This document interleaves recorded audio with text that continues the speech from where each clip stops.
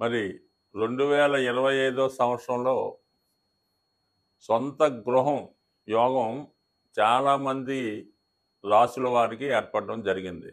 ముఖ్యంగా గురువు యొక్క స్థితి అయితేనే, శని భగవానుడి స్థితి అయితేనే, అలాగే మెయిన్ కుజుని యొక్క అనుగ్రహం చాలా వరకు ఈ రాశుల మీద పడడం వల్ల ఈ రాశిలో జన్మించిన వారు ఏ రాశి వారైనా వారికి సరైనటువంటి ఆదాయం ఉండి అర్హత ఉంటే ఏ కొద్దిపాటి ప్రయత్నం చేసినా మీకు సొంత గృహం ఏర్పడుతుంది. మరి ఆ సొంత గృహం ఏర్పడాలంటే మీరు చేయవలసినటువంటి రెమెడీస్ ఏం లేదు. జ్యోతిష శాస్త్రరీత్యా కుజుని యొక్క బలం ఉంటేనే జాతకంలో వాడు భూమి కానీ గృహం కానీ ఏర్పాటు చేసుకోగలడు. అంటే ఒక విధంగా కుజుడు ధైర్యాన్ని ఇస్తూ ఉంటాడు. ఒకడు నెలకి 2 లక్షలు సంపాదించిన ఇల్లు కొనుక్కోవడానికి అసలు ధైర్యం చేయలేకపోతుంటాడు. మనం ఇన్స్టాల్మెంట్ కట్టగలమా, ఒకవేళ ఉద్యోగం పోతే ఏమవుద్దని ఇబ్బంది పడుతుంటాడు. వాడు ఎప్పుడూ కొనలేకపోతుంటాడు. అలాగే నెలకు 30,000 జీతం తెచ్చేవాడు కూడా వాడు తాహా తగ్గట్టుగా ఏదో గృహం ఏర్పాటు చేసుకోవడం, దాన్ని ఇంకా ఇంప్రూవ్ చేసుకోవడం జరుగుతుంటుంది. ఏదన్నా కుజ బలం ఇంపార్టెంటు. దాని తర్వాత ఏంటంటే కుజుడి యొక్క అనుగ్రహం పొందాలంటే మీరు అటు సుబ్రహ్మణ్య స్వామి, వేగంగా మనం గృహ నిర్మాణం కావాలంటే ఆంజనేయ స్వామిని మించింది లేదు. మీరు ఒక గట్టి సంకల్పం పెట్టుకొని ఒక 8 మంగళవారాలు ఆంజనేయ స్వామిని తమలపాకులతో పూజించుకోవాలి. ప్రతి వారం కూడా తమలపాకులతో పూజించి మరి ఒక అరటిపళ్ళు కానీ కొబ్బరికాయ కానీ నైవేద్యంగా పెట్టాలి. సంకల్పం వారం వారంకి పెరుగుతూ ఉండాలి. దానికి తగ్గట్టుగా మీరు ఏదో ఒక ప్రయత్నం కూడా చేస్తూ ఉండాలి. అలాగే వీలుంటే కోతులకి, అంటే మనకి కొద్దిగా నగరం అవుట్లెట్స్ గట్టా ఉన్నప్పుడు మరి మెయిన్ రోడ్డు మీద కాకుండా కొద్ది పక్కన తోటలాగా ఉంటే మీరు ఎంత కొనగలిగితే అంత కొంతవరకు అవి మీరు ఎంత బరువు ఉంటారో దానికి తగ్గట్టుగా అరటిపళ్ళు కానీ ఏవైనా ఫ్రూట్స్ కానీ కోతులకి ఆహారంగా పెట్టడం వల్ల మీకు తొందరగా మరి సొంత గృహం ఏర్పడుతుంది. మరి స్త్రీలు ముఖ్యంగా వారి యొక్క కోరిక తీరాలంటే మణిదీప వర్ణన అని ఉంటుంది.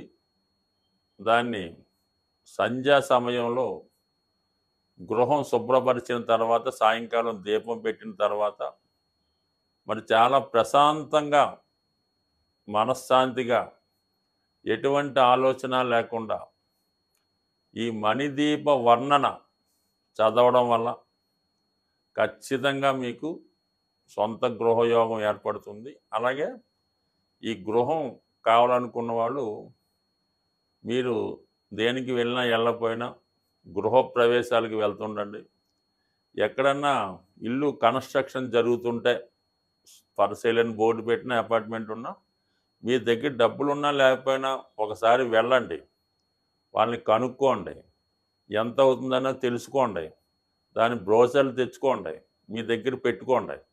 అలాగే మీరు ఒక బిల్డర్తో కానీ ఒక తాపీ మేస్త్రితో కానీ స్నేహం చేసుకొని ఉన్నా లేకపోయినా ప్రతి విషయం కనుక్కోండి. సిమెంట్ రేటు తెలుసుకుంటూ ఉండండి, ఐరన్ రేటు తెలుసుకుంటూ ఉండండి, భూమిలో ఊరికనే తెలుసుకొని ఫ్రెండ్స్కి చెప్తూ ఉండండి. కంపల్సరీగా అదంతా యాక్టివేట్ అయ్యి ఖచ్చితంగా మీకు ఒక గృహం అన్నది ఏర్పడుతుంది. ఏదన్నా మనం ఏ లైన్లో ఉంటే ఏ ప్రయత్నంలో ఉంటే ఖచ్చితంగా అందులో మనకి రాణింపు రావడం జరుగుతుంటుంది. అందుకని మీరు ఈ గృహం కట్టే వాళ్ళతోనూ గృహం చుట్టుపక్కల తిరుగుతూ కనుక్కుంటా ఏదో రియల్ ఎస్టేట్ వ్యాపారం చేయకపోయినా అమ్మికొన్నట్టు అందులో రోజుకు 1 గంట చేస్తే ఖచ్చితంగా మీకు ఆ ఇంటికి తగ్గ డబ్బు అదే వస్తుంది, అదే గృహం ఏర్పడుతుంది. కావాలంటే ప్రయత్నం చేసి చూడండి.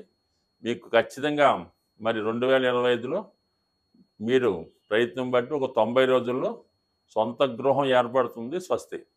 శ్రీమాత్రే నమ. జై గురు దత్తాత్రేయ నమ.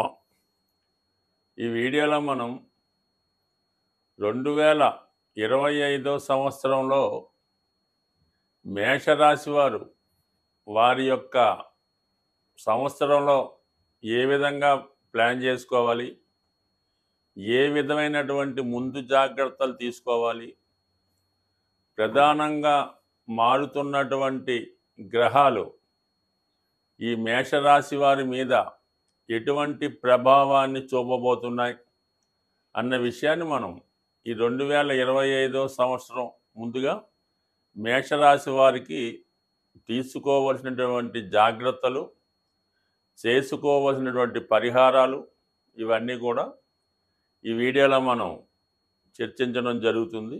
అంటే తర్వాత వీడియోలో సంపూర్ణంగా మనం 2025 సంవత్సర ఫలితాలు తెలుసుకునే ప్రయత్నం చేద్దాం. ఇది అడ్వాన్స్గా ఫ్యూచర్ ప్లానింగ్ కోసం చెప్పబడుతున్నటువంటి వీడియోగా మరి మీరు దీన్ని కొన్ని ముఖ్య విషయాలు తీసుకుంటే బాగుంటుంది. మరి ముఖ్యంగా మనకి ఏదైనా 4 ప్రధాన గ్రహాలు సంవత్సర ఫలితాల మీద ప్రభావాన్ని చూపుతూ ఉంటాయి. సో అవి ఏంటంటే శని, గురువు, రాహు, కేతువులు. సో ఇవి ఈ 4 గ్రహాలు కూడా ఇంచుమించుగా మనకి ఈ 2025 సంవత్సరంలో ప్రస్తుతం ఉన్న రాశి నుంచి వేరే రాశిలోకి మారడం జరుగుతుంది. దాంట్లో ప్రధానంగా ముందుగా శని భగవానుడు 29 మార్చి 2025న ప్రస్తుతం ఉన్నటువంటి ఏకాదశ స్థానం నుంచి ద్వాదశ స్థానంలోకి మారడం జరుగుతుంది.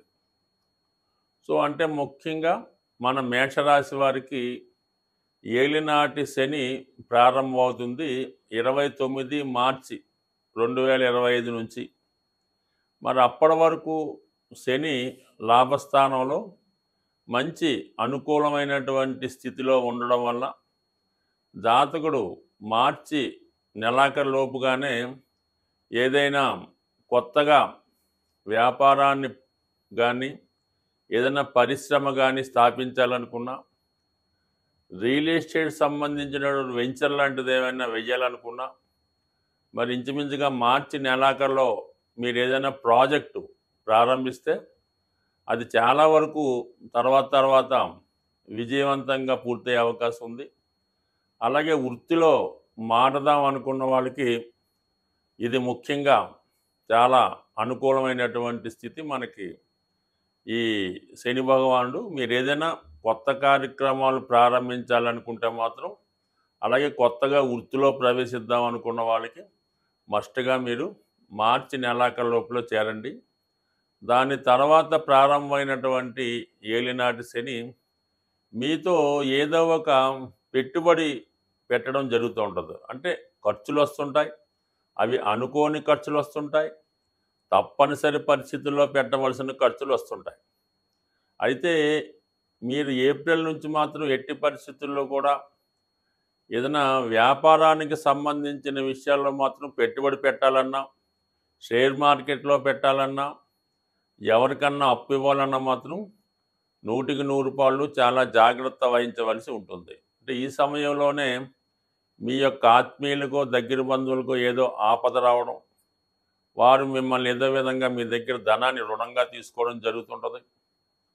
సో అలాగే ఏదైనా మీ గృహంలో వివాహ కార్యక్రమాలు లాంటి శుభ కార్యక్రమాలు జరిగినప్పుడు మీరు అనుకున్న ఖర్చు కన్నా 2-3 రెట్లు ఎక్కువ ఖర్చు అవ్వడం వల్ల అధిక బడ్డెన్ అవుతూ ఉంటుంది. సో ఏదన్నా ఈ సమయంలో మీరు దాచుకున్నటువంటి ధనం ఖర్చు అయ్యే అవకాశం ఉంటుంది. కాబట్టి సాధ్యమైనంత వరకు మరి మీరు ఏప్రిల్ తర్వాత మీ దగ్గర ఉన్నటువంటి కొద్దిపాటి ధనం, ఎంత ధనం ఉన్నా ఒక 15% ఉన్నా సరే మీరు దాన్ని ఇన్వెస్ట్ చేసి మిగతా అమౌంట్ ఎక్కడన్నా సరే మీరు బ్యాంకుల ద్వారా కానీ బయట కానీ రుణం చేసి ఏదైనా ఒక స్థిరాస్తి కొనుక్కునే ప్రయత్నం చేయండి. ముఖ్యంగా గృహం కొనుక్కునే ప్రయత్నం చేయండి ఈ సమయంలో. ఎందుకంటే ఆటోమేటిక్గా మీరు గృహానికి ప్రతి నెల ఇన్స్టాల్మెంట్ కట్టడం వల్ల ఖచ్చితంగా మీకు మనీ టైట్ ఏర్పడుతూ ఉంటుంది. అలాగే మీరు ఖర్చులో ఉండడం వల్ల సాధారణంగా మిమ్మల్ని ఎవరు అప్పు అడగరు.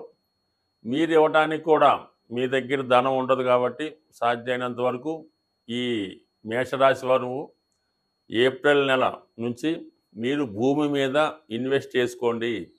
మరే రకమైనటువంటి ఇన్వెస్ట్మెంట్లు కానీ, జాయింట్ వ్యాపారం కానీ, స్పెక్యులేషన్ కానీ చేయడం వల్ల మీ మనీ బ్లాక్ అయిపోయే అవకాశం ఉంటుంది. అంటే తిరిగి మళ్ళా మీరు పెట్టిన ధనం చూడాలంటే సుమారుగా 6 నుంచి 7.5 సంవత్సరాలు పైమాటే జరుగుతుంది కాబట్టి సాధ్యమైనంత వరకు అది వ్యాపారస్తులు కానీ, ఉద్యోగస్తులు కానీ, కొత్తగా ఉద్యోగంలో ప్రవేశించిన వారు కూడా ఇదే సేవింగు, ఇదే ఇన్వెస్ట్మెంట్గా మీరు గృహం కొనుక్కునే ప్రయత్నం చేయండి.